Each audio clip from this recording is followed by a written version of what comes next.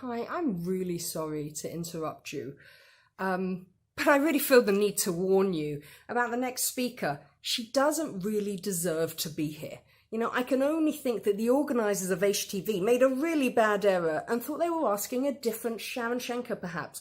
Someone to speak that actually had some wisdom, humour, and perhaps something valuable to actually contribute to HTV. So I've been telling her for years that she's going to embarrass herself in public if she thinks that her ideas are valuable. She should just leave it to people who are better educators. I'm going to tell her I told you so every time she fluffs up her words or things don't come out perfectly. And to everyone listening, by the way, now is the time. Call your mum, check your emails, do all of that stuff so you don't really waste your time. Also, I've been telling her that she doesn't actually have the right style or the body or class needed for people to actually listen and respect her ideas. All the other speakers look fabulous and I don't think she measures up. Sharon Schenker here. Meet my inner critic. She's loud and clear. It's the internal chatter. We all have one, constantly reminding us we're not good enough. Play it safe, don't take any risks. Don't try anything new because you're probably just going to embarrass yourself. It comes from, it covers all areas of your life, from your finances, marriage, relationships, parents, to your job performance. For me, my ability as an educator, how I look, what people are going to think of me. Probably there could be you at home thinking, oh my goodness, look at this lady. But what it does in all those different areas, marriage, parenting, finances, how well you do at your job, it gives you something called an imposter syndrome, which means that you're constantly trying to prove your worth to other people, or better still, you're actually trying to prove it to yourself. Negative self-talk is really bad. Calling yourself names like a fool, or you're not smart enough, or you're ugly, or those names. We say things to ourselves that we would never say to another human being. We call ourselves stupid and unworthy, overweight. It's relentless. So imagine catching your child looking in the mirror and running up to her and saying, oh, you look so frumpy, so ugly. Would you ever do that? Imagine your child is talking at the dinner table or in school and you run up to her and say, no, don't express your opinions because you're going to sound really stupid. It's not a good idea. Stay quiet. Or if you see your child expressing her opinions or really having big feelings, rather than process them, would you run up to the kid and say, just eat chocolate, have a couple of glasses of wine, it will make you feel so much better, and numbs those feelings. Don't deal with them. Hopefully the answer to all those questions with your kids is absolutely no, I would never do that. But we each have an inner child that has needs and needs nurturing. So I want you to start by watching this video. I found it on YouTube literally 4 or 5 years ago, and it stayed with me, it blew me away, and it raised awareness of that inner voice. So here, start now. Oh, okay. Girl, you can't be crying. I know. All right. Okay. Woo, that was a doozy.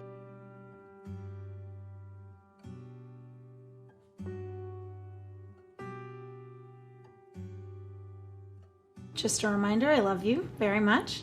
I love you too. When you smile, your face looks like a fat middle schooler.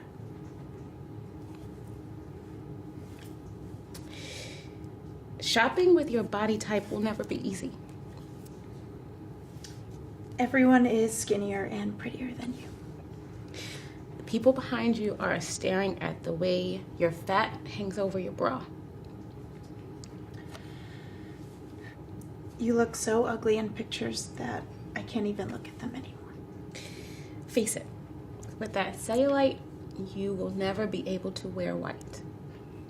You won't be sexy unless you lose 10 more pounds. You should never get pregnant because your nose is going to spread across your face. He would have never cheated if you were skinnier. When your boyfriend says that you're hot, it's just him trying to make you feel better for gaining weight. You will never be able to go sleeveless Not even on your wedding day. You will be more successful if you lost 15 pounds. He's going to leave you for someone skinnier. You're not even worthy of him. You should be disappointed in the way you look. Why can't you look better? Why don't you look like her? Okay. I'm sorry. I'm sorry you feel that way. I know you do.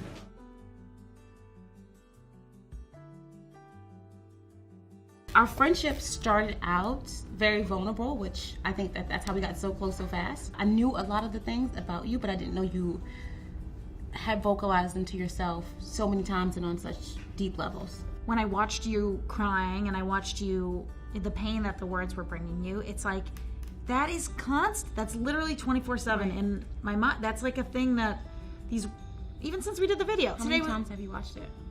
I couldn't even watch it the first time. Really? I can't watch it. Yeah. I can't look at myself. I hate how I look. Wow, I am hurting myself so much all the time. All the time. But You just have to now pretend like you're talking to me. right. Yeah. And you always tell me my lipstick looks good. Right. And my butt looks good. Yeah. Even though I don't feel that way. Yeah. I just have to try to pretend like I'm talking to you. Yeah. Get ready.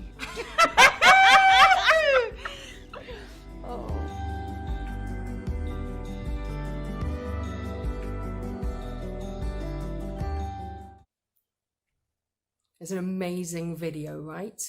So that video made me emotional, it made me cry, and I think speaks volumes.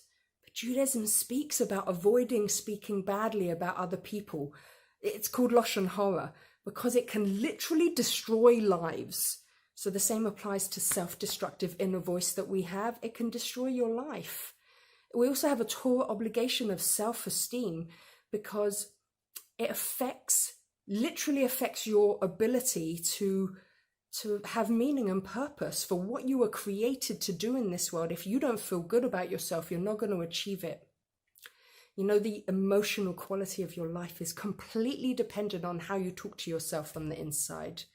It's all about what you say. So in Rabbi Twersky's book, it's a beautiful book. It's called 10 Steps for Being Your Best. He's got a beautiful quote. I want to read it to you. It says like this: I am entitled to regard myself as having value and worth because I was created by God and endowed with a godly soul. Therefore, I have unconditional value and intrinsic worth just by being, independent of doing and accomplishing. You have worth just by being independent of what you do and what you accomplish. It's such a beautiful quote. I felt the need to read it so many times when I first saw it. So Jewish self-esteem is literally becoming aware that you have a godly soul inside of you, and that's what a godly soul, and that's what makes you special. So let's go back to the inner critic. He's really familiar with most of us in our lives. We all have one, but where does it come from? So Freud calls it the superego because it's this part of us that is so perfect and ideal and is the master of everything. But what it creates and manifests in us is self-doubt and that we can't trust our intuitions. It's a voice of constant comparison and judgment, creating shame, self-shame, because it convinces us we're just not good enough. So if you do investigate the inner critic, it's fascinating where it comes from, because how does it develop? If you think about a baby, when a child is born, the child says the first word and the parents say, "Whoa, he's a genius, she's a genius." Takes the first step. "You're going to be running marathons, you're so incredible. Look how amazing you are." So the child and the voices around the child, the baby, they're just, "You're amazing, you're fantastic." But then it all happens around the age of 2, because that time, most families, most children have picked up that crayon and gone and written all over a wall. And at that point, that voice of truth that you believe in, those parents, they get really loud and they call you stupid. "You've destroyed the walls. Do you know how much money this is going to cost me? You are so bad. You're bad." Parents don't necessarily say that what you did was wrong, but they say that you're bad. And then it progresses into, you should be ashamed of yourself, what you're doing. And then we hear silly exaggerated things like, you're so clumsy, or you can't even walk straight. Or they may have shouted at you to make you feel bad, or if you've got a bad report card, they reacted and conveyed this message that you were letting them down. Because parents say really stupid things. Maybe they left you with a babysitter and the babysitter was on their phone to their boyfriend or their friends all night, and you just were vying for some attention. And you went up and they said, "Oh, shut up, leave me alone, you're so annoying, I'm on the phone." Fuel for the inner critic. Then you get siblings who call you whiny and spoiled and arrogant and so annoying. But then you get to school and you have the school bullies and those teachers. A teacher could have said, "What's wrong with you? Why can't you get this?" But then you feel, well, what is wrong with me and why can't I get this? Again, all fuel for the inner critic. We wonder where it comes from. So I saw an article by a gentleman who was also investigating where his inner critic comes from. And he describes that he'd gone to his parents' house and he found these old report cards. And when he was looking in them, it was as though he had found exactly his inner script. Because he realized that when he was at school, he had dyslexia and a lot of self-doubt about school. But it said in the report, he doesn't try very hard, and he doesn't achieve anything, and all he has to do is put effort in, but he doesn't. And he always felt he tried so hard in school, but he had the block of dyslexia and people that didn't understand him. And he described in this sentence, he said it was as though he found a secret inner script of his inner critic that he hears daily. And all those inner critics, they really repeat the same thing, that you're not capable, you're not good enough, you're not enough, and you're not even capable of becoming enough. And pretty much by the age of 7, kids learn they're not slim enough, they're not enough, they're not smart enough, they're not rich enough, and basically they're not good enough. And then you get older and you move to TV and social media. That's scary enough. And what does it say? It shows you all these perfected people, and that you'd never measure up to. So Megan Ramsey, on a TED talk I heard, which fascinates me, said that 10,000 people a month Google, "Am I ugly?" Is that awful? It's terrifying. So in a psychology dictionary, I found a definition of the inner critic, which is any expression of thought or word that's counterproductive, has the effect of demotivating you. That is the inner critic. See, there's a Hebrew word of speech which is called dibor, which is also the same word root of devar, which is actually an actual thing, because we create through our speech our reality. Don't put yourself down. When you do, that's going to be the experience of your life, because your inner voice creates your reality and your experience of every day. The inner critic also is fascinating because it gets us to uses our best escapes as a secret weapon. Meaning, if your escape is chocolate or wine or drugs or pizza or sleeping or wasting time, it tells you and convinces you, go and do that, because then you'll hear my voice will get quieter. You can numb me out by doing that. And then you go and do it. And then what does it do after you've had a few glasses of wine or while you're having them? It tells you should be ashamed of yourself. And then you feel bad for eating or drinking or doing whatever you would do to escape. See, imagine the potential that each of us could have if we fully liberate and we're able to have a good vision of our ambition without any of the blocks of the inner critic happening. Because some of the symptoms of the inner critic is it makes you very sensitive, oversensitive to criticism, or it might make you want to try and control other people, or maybe a people pleaser. Or you could be dependent on other people for making you feel good, which never works. So let's figure out what to do about it. I'm going to encourage you to do this exercise.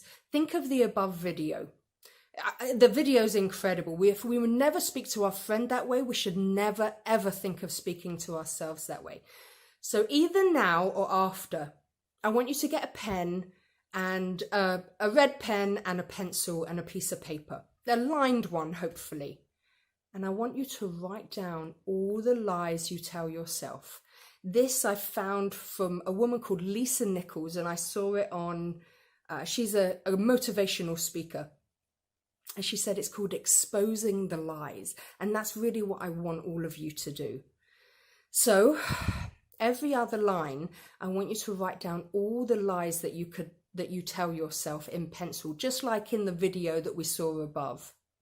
Then all those lies, I'll give you some of the headlines that it could be. It could be health and wellness, or in the subjects of finance and business, or love and relationships, or spirituality and Judaism, marriage, parenting, wherever I'm not good enough, or I'm not pretty enough. I'm never going to be successful. I'm always going to struggle in business. I'm never going to be financially stable. My colleagues are all better than me. I feel like such a fake. I feel like I'm going to be on a diet. I'm going to die dieting. I never have a passionate marriage. Just keep writing. And the more you write, you expose those lies. It's going to feel awful because you're literally exposing all the junk in you. But then in red, on the line underneath the lies that you're exposing, in red, you're going to write underneath the lie, you're going to write the truth, even if you can't believe it yet. You know, when I have people in my therapy office and I tell them, tell me the things that you're struggling with or that you don't like about yourself, they can give me lists and lists. But when I ask them, tell me what you love about yourself. What are your good qualities? They really struggle. This is why it's such an important exercise to expose the lies. So give yourself a new record, because there's a record that's been playing round and round and round again and again. And we need to expose those lies and replace it with a new record. You'll watch your energy improve. You'll acknowledge it. So the idea is that you're going to read the lie and then the truth every day for 7 days. And on the 7th day, erase the pencil, erase all the lies. And you'll watch that now when the chatter starts up of the inner critic, you'll have something to balance it with. Another idea, you could write yourself a love letter. And you'll begin to notice that when you suddenly slip into this place of a bad mood, or you're becoming upset, or you shift into a negative place in your emotions, a result of that critical inner voice. And then you'll get to activate your truths. Number 2, another thing that you can do is just affirmations. Say to yourself, Rabbi Pliskin says, he's created a list that I have here in his book called Building Self-Esteem in Yourself and Others. And the list, it's pages and pages long that I photocopied from his book, all about different affirmations that we can say to yourself, because when you say things out loud, you hear them twice. So we need to say it out loud, not just think it. When you think it, it leaves itself to the negative script that you have, and we're going to need to replace it. And this builds your self-esteem. So I'll tell you a few of them. Nothing anyone says to me can take away my immense value, or I'm created in the image of the Creator. My self-talk will constantly build up my ability to be calm and serene more and more frequently. There are many of them. You could get the book and photocopy them. Here's another one. I feel wonderful and terrific and good and great. I feel wonderful and terrific and good and great. You know, it's how we speak to ourselves, as well as creating our new script. And the affirmations that we can say in the morning and the evening, really, that becomes our experience of our day. So imagine there's a difference between saying, I think I need to go back to the gym again, or, oh my gosh, I've gotten so fat, or I wish I'd really used different words in that conversation that I just had, or I'm such a blabbermouth. I always say such stupid things. Again, another one could be better. You say, if I keep trying, then I'm going to succeed. Rather than, I'm so useless, I'm so irrelevant, I can't believe I'm never going to achieve anything. So we get to use affirmations. And if you say them in front of a mirror, we've all seen those little videos on YouTube of fathers and children standing in front of the mirror with them saying affirmations and then their children repeating after them. I am strong.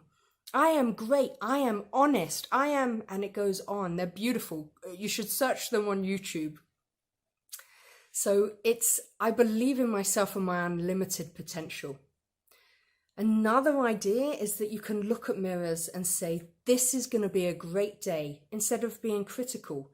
That you're uniquely special and Hashem created you and you have a purpose and no one can take that away from you. I saw a video about a man. He had a weight problem. So what he did was he realized and studied how trainers for Olympic athletes train the athletes to get gold medal winners. So what he did was he realized it was all about the inner script of the person, how their self-talk was positive or negative. And he realized that they had to completely re-record and retrain a new record, a new inner script, new self-talk in order to get past the finish line in first place. So when they stood at the beginning line, at the start line, it was, I'm as fast as a leopard. I'm flying past the finish line. I am completely focused. I'm as swift as the wind, or I am strong. I make great choices. So he went into a recording studio and recorded a new script. I make great choices. I am focused. I choose healthy. I am strong. I'm in control of my desires. I am joyous. And every morning when he was getting dressed in his bedroom, he played his new script. Every single morning. The guy lost 38 pounds. But his wife lost 28 pounds just by eavesdropping. She was in the same room. So if you have your own children, think about the incredible impact you can have on their internal record that's constantly playing. Identify their actions as a mistake or tell them a better way to do it. Don't identify them as a mistake and apply the same ideas with your own inner child, your soul. So lastly, we have to be our own coach, our inner coach. Imagine that your inner script is so positive, it's as though you're standing in the middle of, in England it would be Wembley Stadium or the Rose Bowl, and everyone on the bleachers is cheering for you. You've got this, you can do this, you're brilliant, you're strong, you're authentic, you're great, you're focused, you make great choices. Imagine they're all cheering, yeah, you've got this, you're capable, you could do this. So I want to just finish by repeating Rabbi Twersky's quote, which is from his book, The 10 Ways of Being Your Best.